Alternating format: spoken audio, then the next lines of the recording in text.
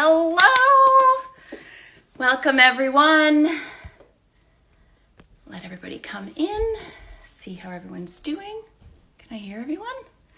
Okay, I'm going to get my buddy Dinis up here.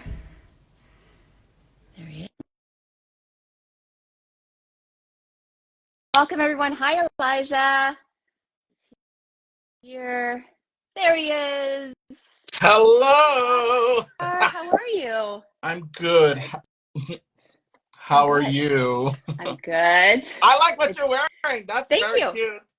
I like. It's been a day. It's been a day in the BB can world.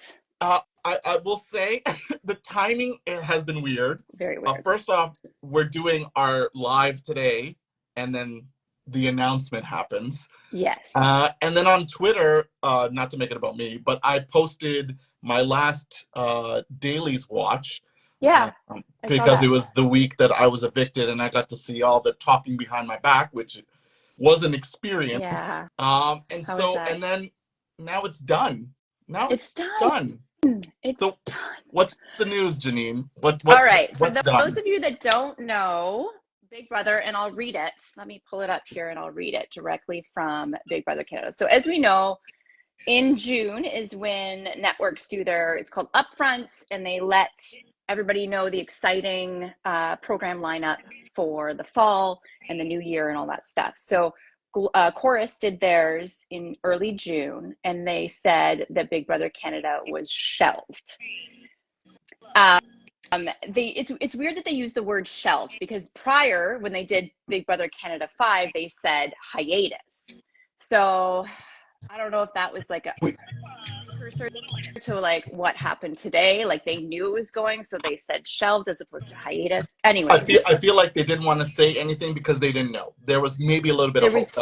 There was a little bit, but I mean, there was all these little signs. Like we saw pictures of the backyard being torn down, whereas normally they just regurgitate the same house. They'll just decorate it and just keep going every year. So the fact that that came down was a little bit of a sign. Arissa has been very quiet on socials. She has not posted anything until they did the announcement today, and then Arissa posted a really beautiful message. I thought she was gonna cry. She looked like she was on the verge of tears. Didn't get that from her, but I just think she's so poised, and she has such a love for this game and the community and all the people, and it's so apparent. And like whatever she does beyond Big Brother is going to be epic. I wrote that on her page. I was like, you are the like backbone of Big Brother. You are such a huge part of it. But we'll see. But she gives hope in her message. Like maybe someone will scoop it up, right? Okay, here's the message so I can read it to everyone. Yeah. So it says, to our BB Can fam, it's the end of an era as we say goodbye after 12 incredible seasons. Season after season, each group of house guests delivered their own unique, dynamic, and iconic moments that we will never forget. But most of all, we are so thankful to have been able to go on this journey with you, the incredible Big Brother Canada fans. Thank you for 12 beautiful seasons. And that, I mean, 12 seasons in Canada is unheard of. Unheard of. The fact that we made it a decade in, glorious. We got 12 more. I mean, it might have been something to do with the apostles, 12 apostles, last supper. Maybe there's a religious thing there. Maybe. But I know that you and I both are very thankful to be on at least what is foreseeably the last Big Brother Canada. For me, and not to jump ahead, I don't think it's over. I don't think. Okay. I'll ask you for your opinion right after I say mine, I guess. Sorry, is there anything else that you wanted to add? I think we should talk about how we feel about this. For me, I feel like when they first announced the shelving of it, I found it very, it like helped me in my healing and moving on from everything, because I'm really trying to focus on not the outcome of how my experience was, but more so the process. And I got to check the box of a huge dream. It didn't go the way, I had wanted it to go, but at the same time, I got to do it. Like, I got to do something, and I got to, like, I still have moments where I was like, I was in that house. Like, I got to experience that. I met all these like incredible people, and like I got to do something that I just always wanted to do. And So you went in, and this is no shade against anyone. You yeah, went in as fan. Like, you didn't have. I mean, sometimes when the opportunity arises to be on a TV show, you take yeah. advantage of it. But you yourself didn't need that. You came in purely for the game. Like, you were I did. fangirling about yourself being in the Yeah. game, like being a fan, and then it must have been out of body experience for you. Yeah, it was very cool. And I think we've talked about this before. Actually, have we talked about like our like the whole process of getting cast? I don't even know if we can anymore. Like, everything's up in the air, right? With it being gone. I say let's discuss it until a notice gets slipped. I mean, if it gets out, if they come after us, whatever. It's done anyways. I will chime in on what you said. I mentioned watching the dailies because for me, and I don't know for you, I didn't get a sense of closure from my experience. Like, I Okay. really, when I was cut, betrayed, Yeah. when I was cut so early, guys, everyone out there, like, I'm not kidding. I didn't think that was real. I thought that's not the end of my story. And Yeah. leaving it, and the experiences we had afterwards, just how quickly things get wrapped up for Mhm. us leaving, I didn't get a sense of closure.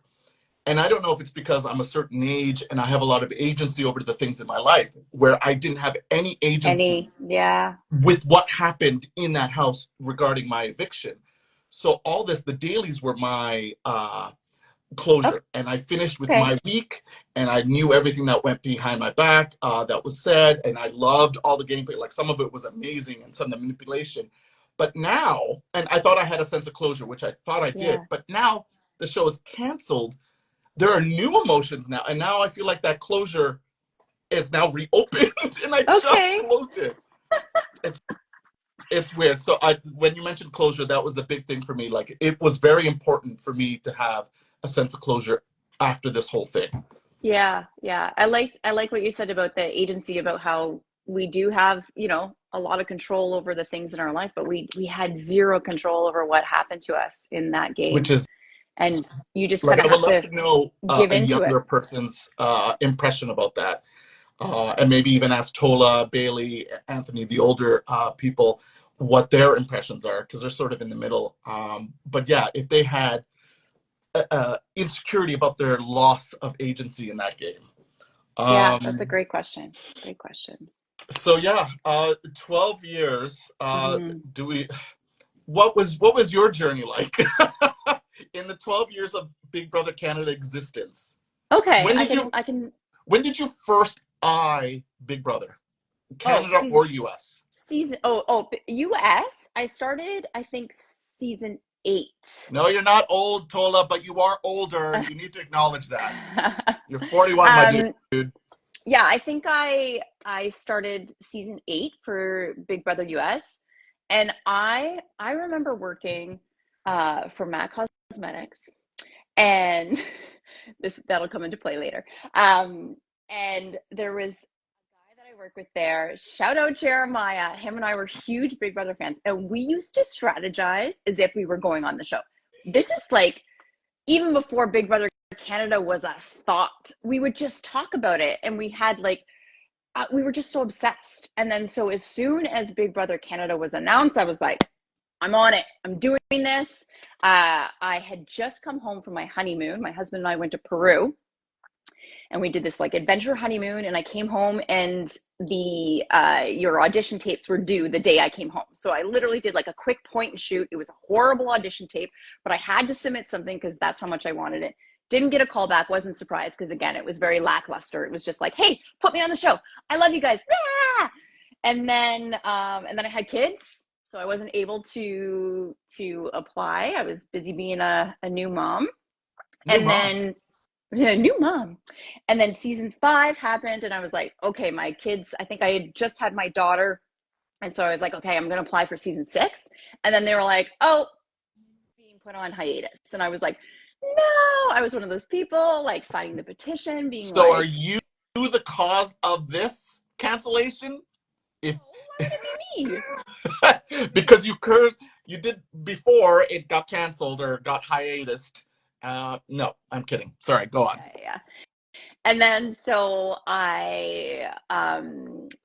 any Big Brother fan, Dan Giesling, I was like, okay, I'm going to, as soon as it got greenlit, like, oh no, season 6, it's coming back. I was like, I'm doing this right. I'm one of those people that I will do my research, and I bought Dan Giesling's book. I listened to every single one of his podcasts about the casting process, what to say, what to do within your audition video, and I did everything to a T. I got the call. I went all the way through to finals, and then I was cut. But I knew all along, like, I'm a very intuitive person, and I knew I wouldn't get it on my first try.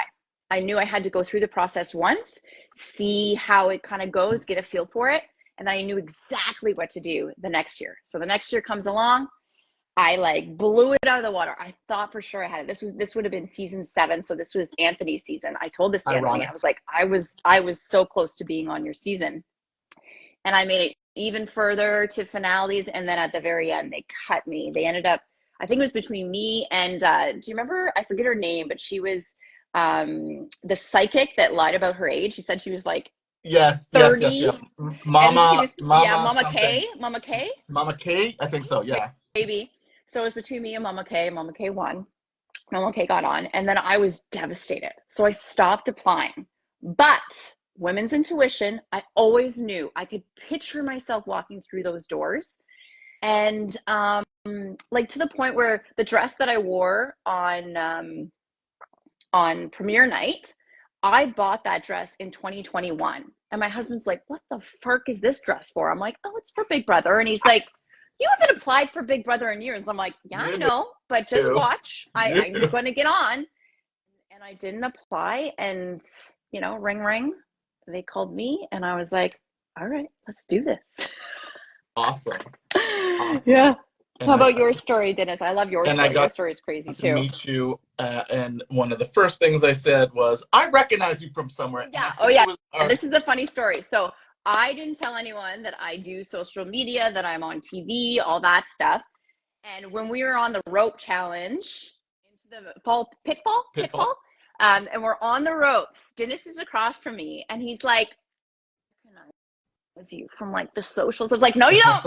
No, you don't. No, you don't." But that was very innocent. Like, it wasn't me going, "Oh, I know you have a 1,000 million followers." Like, it was just like, I recognize you. I feel your energy, and I think it might have just been the Big Brother thirst that we both had. It could have been. And then, yeah, you were the first person I pulled aside, and I was like, "Hey, let's keep it on the DL," and then I let you know. Side question. We'll get back to my journey. Yeah. Side question. If you had stayed, yeah, I feel like you and I would have worked together. But how loyal would you have been with me? Would we keep it like low key, or would you really work with me? And seeing everything out, being biased, seeing everything now, seeing how I was for the girls. Seeing how maybe I was even on the outs and I was looking for people, would you have aligned, and would you have been loyal? How loyal would you have been? I mean, there's so many what ifs, right? We play them on. I try not to do it because you can really downward spiral in all the what ifs. What if? Be loyal to me? You wouldn't work with me? No. I think I would have. I just, my issue, Dinis, is going back to the women's intuition. I second guess myself so much in that house because you have way too much time to overthink everything. Had I actually listened to that little voice, I would have known things. And with you, I knew exactly what you were talking about. I knew exactly what you were thinking about, but you talk so cryptically to me. And the one thing that I asked everybody, I was like, when Anthony said those lies about me that I was targeting him, I went up to everyone. I was like, do you think I said this? Like, does this sound like something I would do? Everyone else said, no, it doesn't seem like you were that you would do that. Like you've been very open that you're a super fan. That's a very rookie move to go after the person that's currently in power. Like, I just wouldn't do that. But you were the only person that said to me when I would be like, do you think I said this, Dinis? And you're like, well, I could see like how maybe you would have said something like, and so I was like, he's part of it. He's part of it. You picked his entourage. You were part of it. And I was like, I don't have Dinis. Like, I knew we could have worked together. And I said this to you. I was like, I get you. I get you but through even and through. After seeing the show, you still think that of me, of Dinis, the game player? Still think that you couldn't trust me, that I was with Anthony or that side or whatever. No, like obviously now watching the but show, like that's I know what that you asking. Now that you've seen now that everything, okay, so now you're saying in retrospect. I mean, there's so many things. I really wish that we had a solid talk. The talk that you had with Avery in the pink room, where she said, you know, Anthony wants this to happen. You're like, well, his game. You know, he already had his season. I was like, where was that? I needed a little sprinkling of that, and that would have been my oh my God, Hail Mary, let's talk about this. We can change the trajectory of this game. I think we would have worked well. I think we would have worked very low key. I think we would have given each other information about each side. But in the end, I know, and again, it's great that you would have been for the girls. And I would have lost. I knew that. The rumor was going around the house that there was a girls thing. Yeah. And so that was always in the back of my head. So whenever I spoke to a majority of the time with the girls, the women, I knew in the back of my head, don't trust it completely. So I couldn't tell you guys everything or speak as openly as I wanted to, because I knew you were not going to be for me. I had to show you guys that I was supporting you. Without revealing my game, my stuff, the things I had or was trying to line up. And that was a majority of my game in retrospect, was just, I was being reactive to everything. And I was just trying to find a foothold into something there, which would have been, in retrospect, Vivek's HOH. If I just listened to him when he said, this is our HOH, I should have taken it. I should have worked with him. I should have been in his ear. Instead, I gave him too much I gave him agency. Like, I didn't want to be involved. That's yours. But you people who want to, and we've said this, people who want to read between the lines will see. And then once you know that, whatever I say, you'll always catch on to what I'm saying. But I couldn't trust anyone because you left, Donna left. And it was so hard to speak to anyone, because I didn't know who the mole was, which ended up being Victoria. But I knew I wanted to pick up mischiefs. And again, this is not shade, this is not subtext, but I would have liked to pick you up and put you in a group, because I think you would have understood, you have to play your game for the bigger goal, the women, big sister, but you would have still appreciated my loyalty, at least to you and to that cause, to bring it as far as we could. And then in the end, like, to each his own, whatever happens. I think I was actually speaking about it today. I went on a walk with a friend, and I said something that you've said all the time. You've said, Dinis, I wish I yelled out to you, give me that. You know, I wish we had a conversation right before. We should have really talked. And I just was so convinced you were on the guy's side, that there was a lot guy of people thing. were, because Anthony, you would, at the beginning, you guys saw me talking. You guys with were Anthony, talking a lot. But he was my entourage leader, and also I need to figure out his game. I know the type of person he is. He's collecting people, so I need to be in there in that mix. Even if I'm in the end not going to be part of that, I need to understand who is, and I did pick up on that. It is the hardest game. It really is. And, like you said, you are second guessing constantly, and constantly you get new information, new intuitions that you have to reflect on. And it's one of those things, like, I tried to go in there thinking, like, try and play this as if you're playing it for the second time. You have nothing to compare it to. Zero. I actually equate it to similar to childbirth. So, you know, like when I had my first child, everything was unknown. I had nothing to compare it to. And then once I got through it, I was like, okay, now I know what to do. Now I know what to expect. And then I had my daughter, secondly, and I just felt like I had a better grasp of it. I recovered so much better. And I feel like, okay, put me back in that house. I now know, like, trust those little moments. Actually, I met up with Aika at an event, and she said to me, she's like, when I went in the second time, she's like, I just said to myself, I'm going to trust my gut more. And I'm like, I would absolutely 1,000% do that as well. Like, believe those little moments. Like, even when Spicy pulled me aside and told me everything, and everyone was like, why didn't you tell everybody her game? When she said, I was working with Anthony, but not anymore, all I kept thinking was, that doesn't make sense. Why wouldn't you be working with him anymore? It's not like you guys had a big blowout. It's not like he did anything horrible. So I was like, something's here. If I went in and someone I think just asked, and that's one of the questions, what would you do differently if you went back in? Yeah, I agree. For me, I would be more, not ruthless, but more assertive. I tried to hang back because I was trying to figure out the dynamics now that these all-stars are in. This is not just newbies. I can't go in and be that leader or try to be that leader. That's already established. So what is my role? But the next time, when it happens, if it happens, when it happens, no, you go in, you create that entourage, that group, first day, don't be jack shit except for numbers. Don't be connected to anyone. These are just players. Like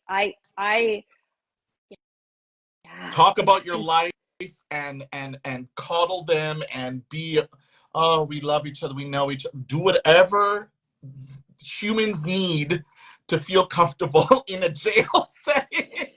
Do that. It is. It's essentially jail. It's good jail, but it's jail. It's jail. And then go back to my experience. Yes. My sister showed me, I don't even know why, but she showed me Big Brother US 5. Okay. Instantly. I don't know what it was. This is, I don't even know how many years ago. And I'm a long time ago. Much younger. 2005, right? Because it started in 2000. Did it start in 2000? Shut up. I believe so. Yeah, I believe so. So many moons ago. Yeah. Instantly attracted. And that was a great season. That was with the Cowboy and the Comus and the Five-Finger Plan and the invention of the backdoor plan. I think it was. Was it? Okay. Season. I think it was Nicomas. Do you think it would hold up now? Do you think if I revisited BBUS 5? Yeah? Because, the BB, the old school BB is very different than new school BB. Old school BB was long-term alliances. You took a couple of weeks to figure each other out because, do I trust this person? I don't know enough about this person. It was a long-term. And I think because social media and, well, our ADHD, we have no attention span. And so it has to be instant gratification, instant connections. Yeah. Back then, it was not like that. Yeah. It took a long time for it to simmer. It would not. It would hold up because you would remember it. You would remember that time you get to know someone, and then just villains and good guys, and the house being out of balance, and then the team that you want to win will win, and then they won't. Go back. But if you're gonna go back, you have to watch season 6. Is that the best? That's the Janelle season. Okay. That is the epitome of old school Big Brother. I also like the seasons with Evil Dick. I really liked Evil Dick too. I think that's the season that I started was Evil Dick. Yeah. Controversial, but still. Yeah. He was a good player. TV. He was good TV. So yeah, I began there and dying for Canada to come. First season it came, I think it was at the Metro Convention Center downtown. Huge lineups to do the auditions. Yeah. I auditioned in person, I think, for the first 6 years. Wow. First 5. Wow. If you go on my Instagram, there are posts with me and my number, like 623, and just in like, I wonder if we could post our audition tapes now. I was thinking about that today. I was like, I should probably pull out the archives because I have all of them. I have a lot. Yeah. So then after In Person, I read Dan Giesling's book as well, listened to his podcast. It's weird that we both did that. And one of the things that really stood out to me about the audition process was he mentioned doing a video, you have more control over the environment and what you want to present. Yeah, he was always very pro video versus in-person. Because audition. In person, you don't know the dynamics of the group that you're with. You don't know if the person interviewing you is having a good day or bad day. Yeah. They might not like the color teal, and you're already gone. You're wearing teal. Yeah. Yeah. Yeah. So 100% I believe in video. Now it's all video, which is perfect. I did that. So we have 12 seasons. I auditioned for 10 of those 12. There's 1 year I couldn't because we just bought a house and I couldn't afford leaving, or else the house would not be affordable. There was 1 year I didn't, like you, I didn't feel it. What year was that? I think around 6, 7. I did not feel like going in. Yeah.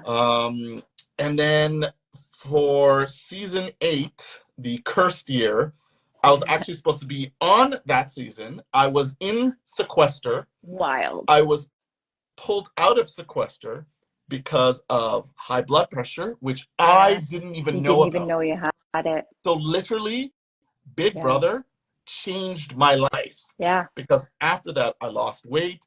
I went on the medication, tried out for 9, 10, 11, made it to finals 2 of those times, and then got cut at the last minute. Yeah. And those were heartbreaking years. But season 12, for some reason, just stood out. And even season 12, I applied, knew I was going to get in, made it to finals. And then at the end of the year, they called and said, sorry, you not didn't. Feeling it. Yeah. But then a month later, they called back. What a trip. And said, are you still interested? I first put me on the show already. At first I said no. But and that has been it has been a roller coaster of emotions. Watching each year, I mean, I'm still a fan, but watching each year and knowing like I could be there. But this is my story. The way it happened, that's totally my story. And I feel like it's going to continue the same way I feel like your story is not done. Whatever you need to do, I feel like we're going to see you out there. We're going to see me out there. But both of our journeys have been from fan love. Like we did it. I feel so bad that other people won't get the opportunity to go and try out for it. I really feel for them too. Yeah. That being said, I feel one of two things. What's that? Big Brother will come back. It will. Big Brother Canada? Big Brother Canada will come back. Or Big Brother North America. I don't know what they would call it. One of two things will happen. One, they will bring back the live feeds and it will become that social experiment again. They will do that. It won't be maybe global, maybe a smaller channel, maybe a paid thing that you watch through Netflix or Crave. Yeah, I picture a platform picking it up. Netflix, Crave, Prime. It would do. It just needs more. It just needs more eyeballs. It is such a fantastic production. I mean, Rachel Riley was going on about it today. She's like, it's my favorite of the franchise of Big Brother, and she probably watches all of them. I think just more eyes need to be on it. The production value of the challenges are unreal. Like Midnight Massacre, everything was just the executive veto. Like everything was just so mind blowing. Yeah, this year was ramped up. I feel. Holy crap, it was great. And then with the live feeds, you get to know the cast, because I feel like the cast has always been solid. Like we've had great cast, but we just didn't get a chance to see each other and the way we interact with each other as humans, not just gamers, but as humans. Which leads me to my second iteration of Big Brother. It'll be like something like reindeer games, where it won't be live feeds and it's just competitions. Yeah, I would love that. You know how I feel about the competitions. I just love the competitions. Like if we could just do like friendly competitions all the time. Like not really living in the house and that social experiment. It's just a reality game show, which I think all reality shows end up being anyways. They skew that way. All the reality shows are just game shows now. Yeah. With some drama, sprinkled throughout the entire experience. So those are the two things: live feeds, but hardcore, and go back to basics, or distill it into just a reality game show. Just a reality game show. I like either of those. I think those would do very well. And you and I, one of the questions. Yes, but we can get into some of the questions that people asked. Would we go back? Would you go back? And I think both of us 100% would go back in. Speak for yourself, Dinis. You wouldn't go back if it was just the competitions and not the social play. Competitions? I came out of that house though, and the first thing I said to my husband, I was like, do not allow me to ever go back in that house again. Like, and I knew I would romanticize it, 3 months, 6 months, and be like, well, maybe I could do it again. But I just don't think I could do it again. Without saying too much about how I was afterwards, I was not okay. Like human beings. Even knowing, like you just said, that your second child was easier. Even knowing the dynamics of it, you could totally navigate that. Now that you understand really how to be ruthless or how to go about it socially. Yeah. It is. I think for me, it's the time. It's a lot of time. It's a commitment. I have a family.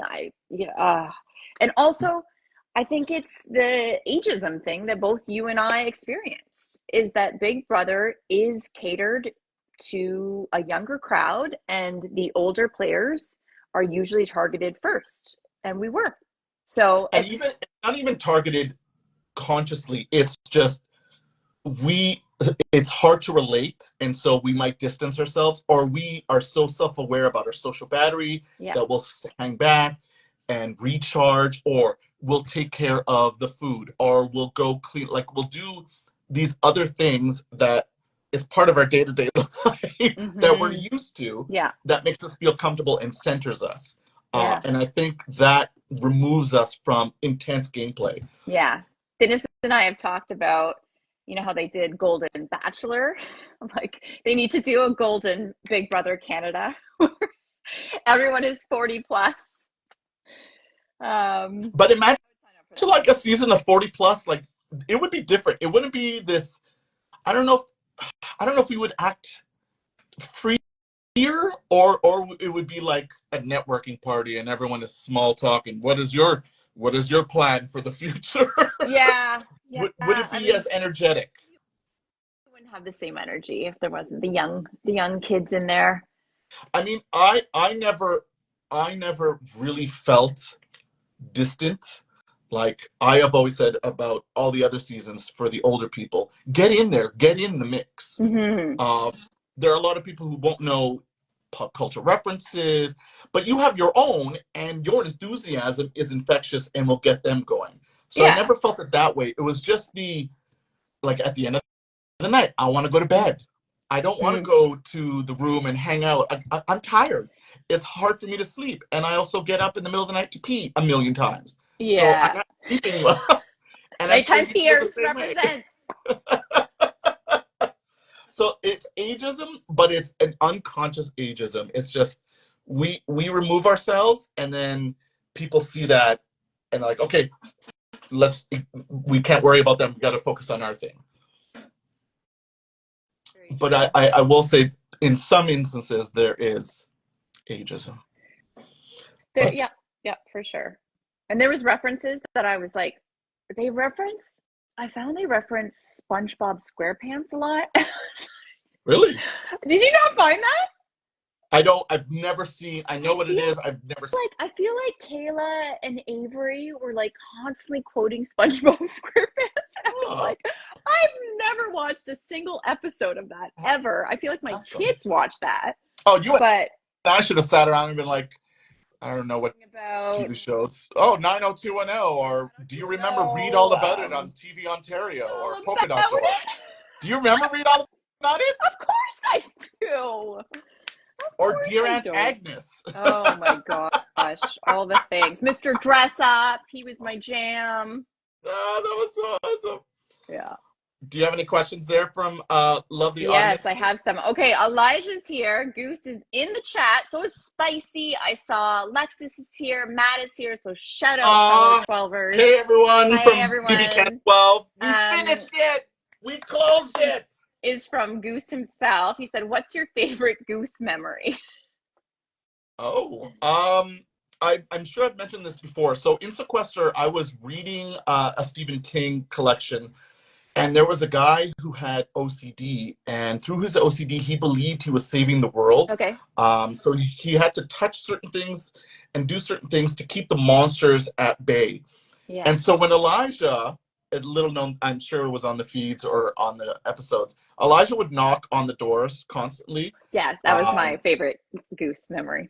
His politeness the knock on the door. to knock on the doors before he entered. And I kept wondering, like, why is he knocking even if he just left, he'll knock knowing who's already in there.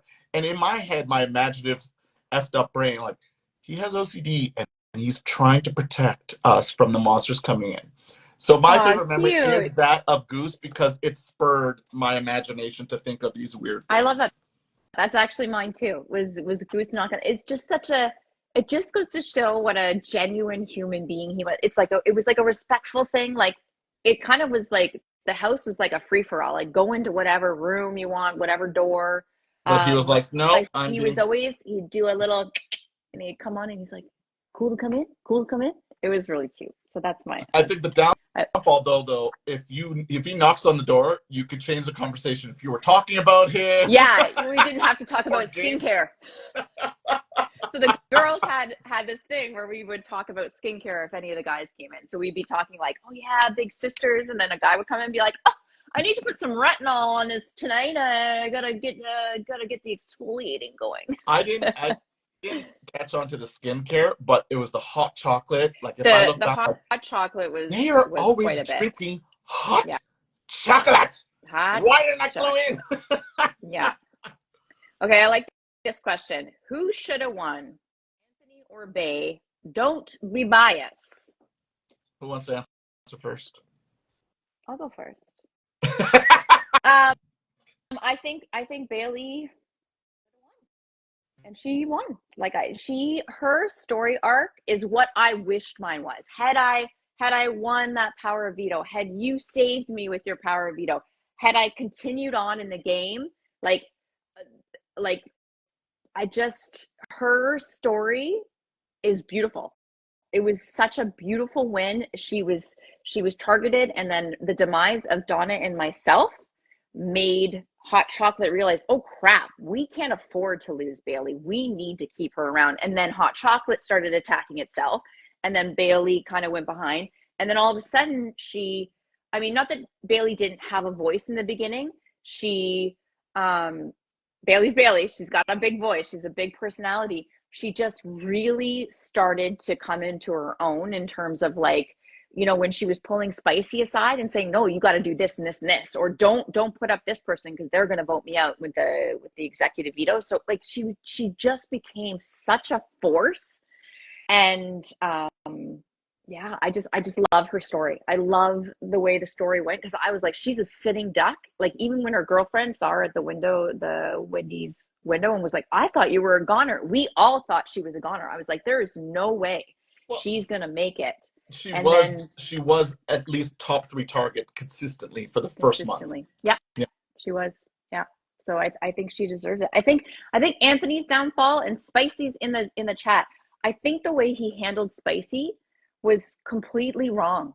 Like, the way he approached Spicy ruined his game in my eyes.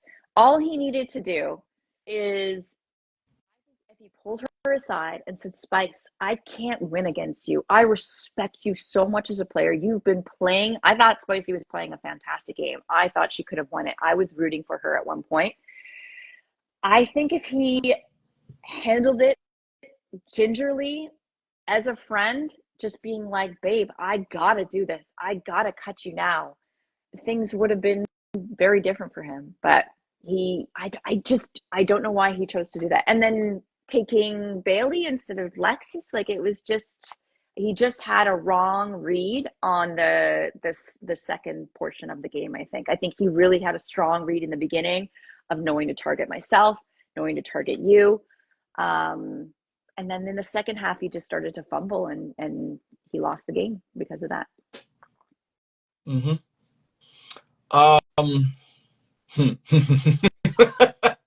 It's hard.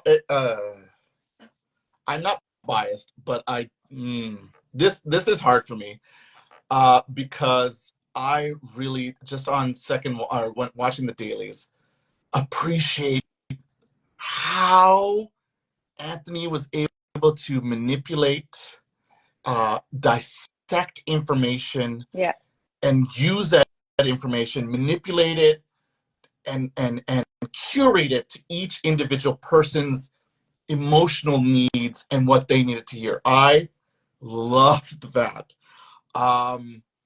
His assets are people who give him information. And as he was getting to the end, he was losing those assets. He was. So that's why I feel like his game was faltering, because he didn't have that information anymore to propel him. He also didn't have anyone in front of him. Anthony knew that he was the center of something, and he had all these shields around him. And once those people started to go, he was exposed. And so he needed to hold on to things that were disappearing. That is both his strength and his weakness. And like he's always said, it's the loyalty, it's the people. And that's also something I professed in the house. Like, Anthony needs people around him. If you take people away from him, he is nothing. He doesn't have anything. But with what he had in that house, I loved the way he did it. It is insane to me that he could take my best friend in the house and turn him against me. That is masterful. Masterful. His honey tongue was honeying. He was cooking. He was cooking, I say all that. He was cooking. I say all that, but I'm going to say this. Anthony does not operate in a vacuum. So if it was any other cast, it might have been different. But with this cast, it worked. It worked on his season to a point. I wish he had learned lessons from his season to bring into this new season, where, yes, you can big up people, you can be loyal to them, you can profess this thing, but once in a while, you do have to stick out your neck for these people that you're with. And I feel like Anthony really didn't stick out his neck for anyone. And so they would reflect on that and go, wait a minute, he professed all this stuff, he made me feel a type of way, but his actions didn't dictate any of that. And I think that's where he lost people. With the Pretty Boys, he had them. That was a cohesive group. He didn't have that here. He had people that were giving him information, giving him the things that he needed, but he didn't have that core group backing him up. So I'm stuck. I appreciate his game up until the end, and then where he should have pivot, he didn't. And that's where I give Bailey all the props, because as soon as, like you said, lost Donna, she went, Anthony's in the middle of all this. I need to fucking get in good graces with this guy. And she did immediately. Even I even went to her and said, what are you doing? This is the person for the long term. Like, we're going to get rid of him. She's like, I can't. I can't. This is the linchpin. This is the person, the center of it. I need to get. She worked it. Her and I would have the way I wish all of us spoke to him. I'm not trying to boast me. I feel like if Bailey wasn't there, I would have been the Bailey to talk to Anthony that way. We were just starting. And there's 1 week where him and I separated because I felt like he was getting the stuff he needed from someone else. And that someone else was Bailey. So Bailey pivoted, adapted, and that is the biggest thing in Big Brother. And I have to, yes, Andrew, pivot. I have to give her props to that, because she adjusted and changed. Anthony didn't. He's great at what he does, but he didn't adapt to the game. And like you said, with bringing Lexus to the end, because in his mind, I can't bring hot chocolate because hot chocolate's in the jury and vote for her. He should have adapted. He should have realized that wasn't the case. He should have realized how many conversations the girls were having without Lexus. Yeah. So in the end, after that long diatribe, it is to Bailey because she adapted. Yeah. Great this is not answer. knocking Anthony's skills because he is goats, honestly. No, he is. But with Anthony, he has a proven, his game is proven to get him to the finals, but his game is not a winning game. It's very, I said this on Twitter and people were like backlashing on me, but I said he's kind of like the Russell Hans of Survivor, but not in terms of like personality or his gameplay. Completely different gameplay. Yeah. But Russell Hans plays a game to get him to the end, but he will never win. He will never win over that jury. And I feel Anthony is the same way. He knows exactly what he needs to do to maneuver through that game to get him to finals. But when it comes to convincing a jury, he doesn't have it in him. Or a jury that feels burned. Like, I mean, he wouldn't be able to know this, but the jury did feel burned. Yes, I'm going to claim that. They felt a type of way, and he needed to acknowledge that and own it, and then somehow use that, which I think if he was onto it, he would have easily manipulated that information and used it to make them feel a type of way about him, about his game. Yeah, and he knew he had to do jury management because he didn't do that first time. But he thought jury management was in the goodbye messages, I'll just say really nice things to you. There is so much more involved with jury management. It's the way you're treated while you're still in the house. It's, the information that goes back with the other jury members as they slowly come in. So that's why I think like the way he handled Spicy was just all shades of wrong. That was his downfall, the way he handled Spicy. And we all know Spicy, like she's called Spicy for a reason. She's not going to go into the jury house and be like, oh, you know what? Anthony got me, let's vote for him. No, because he played the best game. No, she's going to go in there fiery, hot, say all the things and say, absolutely no one vote for that guy. Like he did me wrong. Do you think she would have had an easier time? And Spicy, answer this if you want, if you're still in the room. Yeah. She would have had an easier time if someone else got her out instead of Anthony? Like, from my perspective, I would say yes. I feel like if it was anyone else got Spicy out, she would have been all for Anthony. She would have been all for him. But it was also the biggest move for one of them to go after one another, right? So I honestly think that Spicy would never go after him directly. I don't think she was going to. I think she was really loyal to him right to the end. She wanted to go all the way to the end. She felt as raw as she was.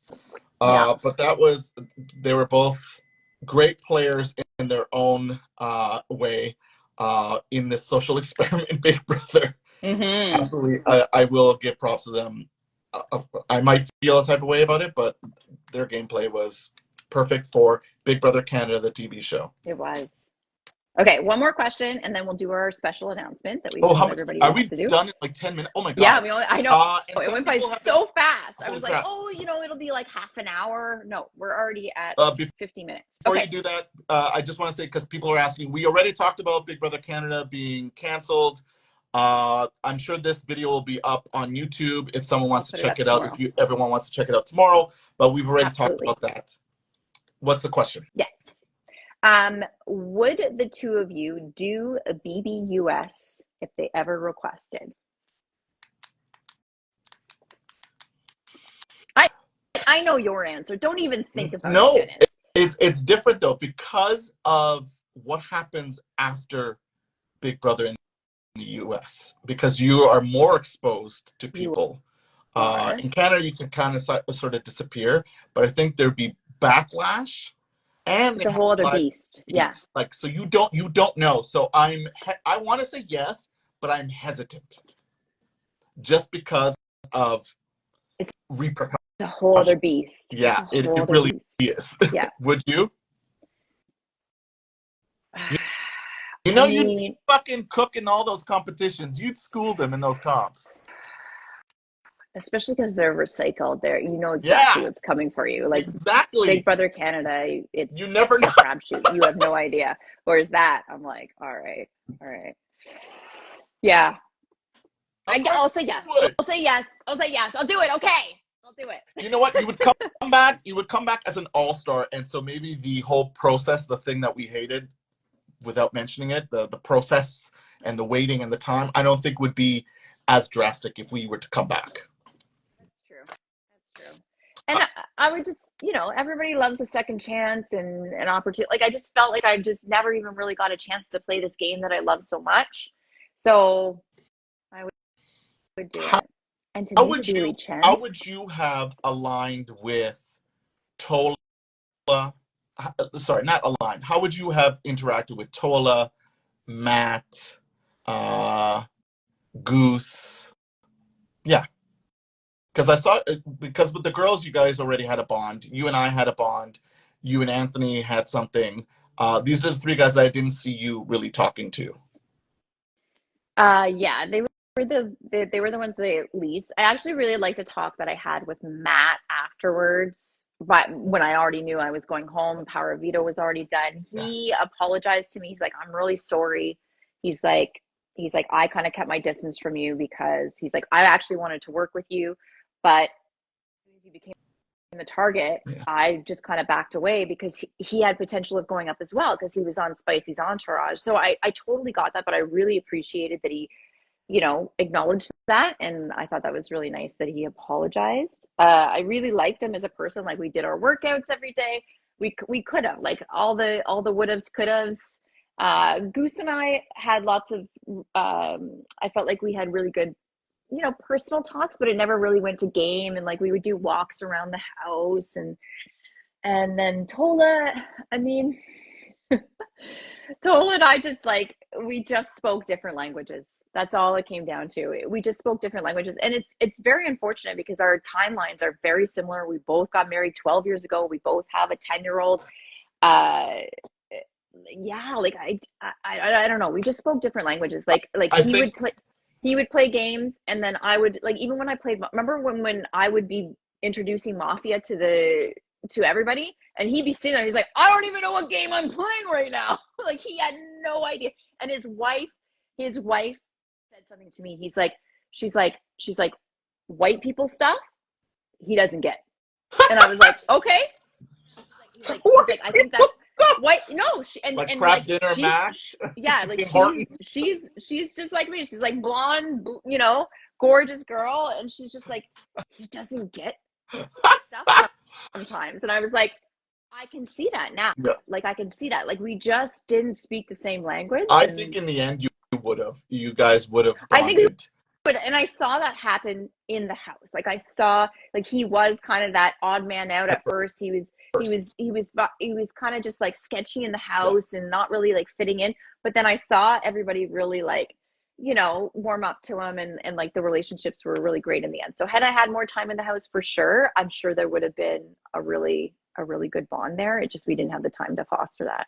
Yeah, I totally see you and Tola bonding. That leads me to this question. Yes. Who do you keep in touch with? And it doesn't have to be this season.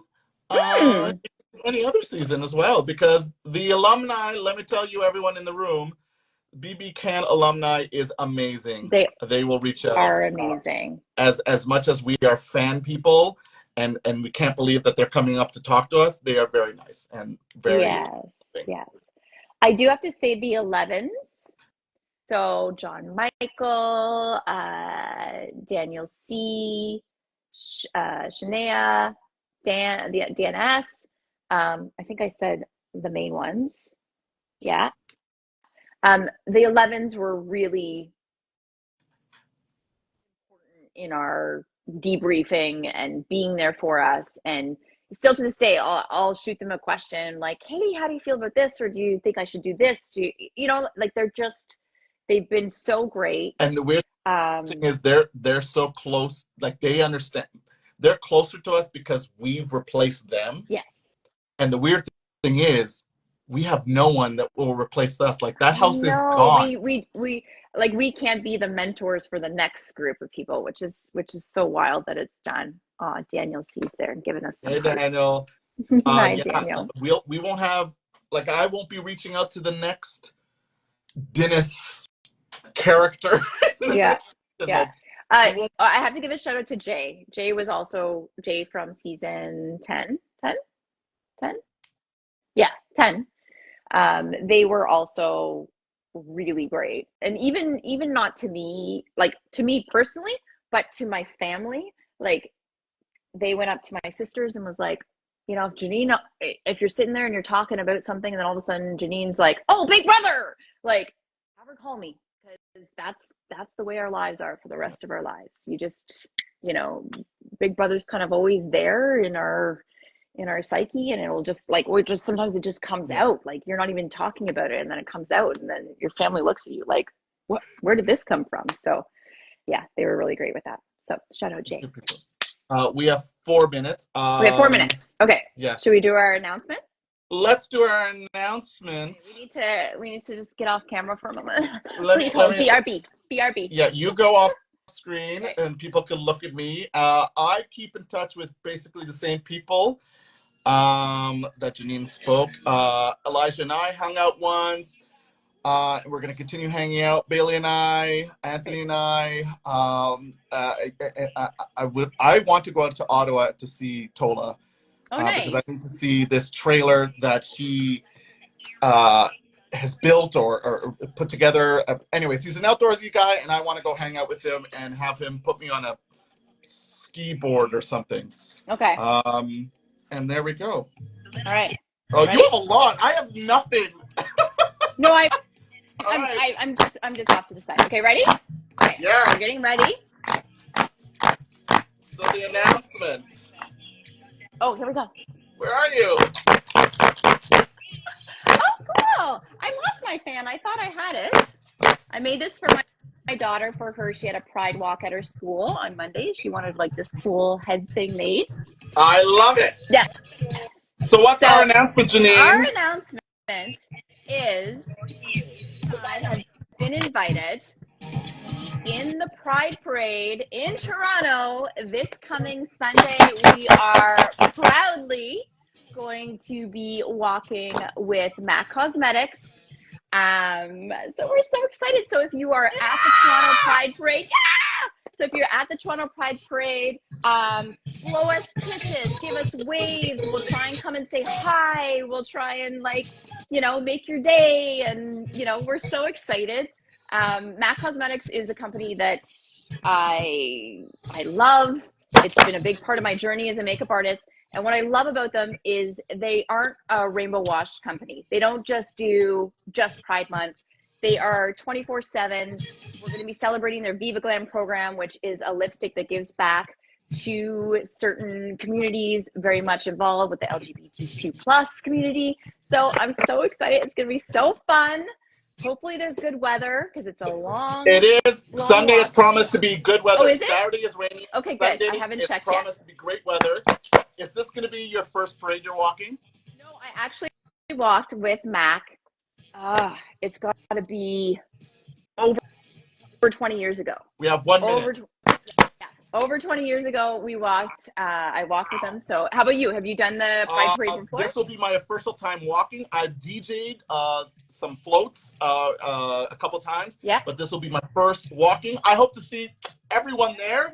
We will be there. Blue hair. Janine with her blonde bob, maybe. But we are so excited to see you all there. Come out, support, have fun, and celebrate who you are with MAC and us. Yeah. I'm so happy. Thank you very much for the invite, by the way. Yes, my pleasure. You're the first person top of my mind. I was like, Dinis is coming with me. We're going to do this. We're going to, have the best time ever. Are we going to get cut off? Oh, my God. Yeah, it's got to be. It'll give us it's good time, though. Thank you, everyone, for coming. Thank you so much. Follow Janine and I on all the socials. Janine, what's your main social that people should listen to? At J9 Homie Makeup across all socials. Yeah. I'm gonna post this too. I'll condense it, put it on YouTube for those of you that weren't able to watch or want to rewatch it, and I'll make like a little snippet of us announcing that we're going to be part of Pride, and I'll put that together as well. Yeah. And send that out to you all, and I hope to see you all there and give you all the love. And I feel like we didn't even get around to talking about things maybe we'll just be posting it. But you'll follow Janine, and she has all of her stuff on her socials. Follow her. And follow me at the Dinis F across all platforms, Twitter, X, TikTok, and Instagram. We'll make announcements like maybe we'll work for Samsung again. We did 2 commercials for them. We did. There's so many possibilities. So many possibilities. Now that it's gone and we're done. Yeah. But I want to say, Janine, thank you very much for hanging out with me. I like hanging out with you. I like working with you. I like everything that we do. I feel like everyone says it. We have a great chemistry. We got a good vibe. Like I know we will be in each other's lives for a very long time. Absolutely. I totally agree. All right. And I'll speak to you very soon. And everyone, happy Pride. We'll see you there. Okay. Take us out, Dinis. Bye, everyone. Host Thank you, BB Cantwell. Thank you, everyone, for being in the room. Yeah, thanks, everyone, for joining.